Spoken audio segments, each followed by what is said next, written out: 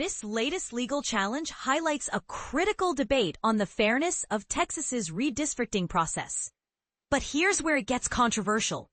The lawsuit filed by two law firms challenges the constitutionality of a newly drawn congressional map, arguing that its racial and partisan biases violate the U.S. Constitution's Equal Protection Clause.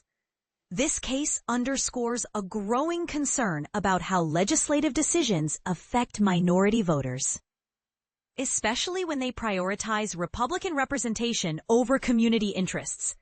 The complaint, which seeks to overturn past efforts to reform the state's redistricting maps, highlights a broader issue: how often legislatures must revisit their own plans in a single decade to address evolving demographics.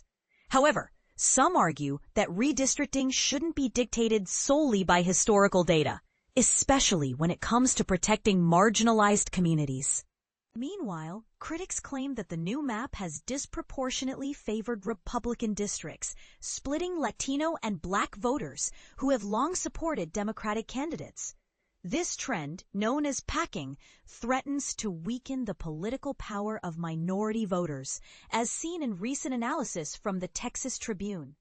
The lawsuit is part of a larger fight between Democrats and Republicans, with both sides pushing for changes to the maps.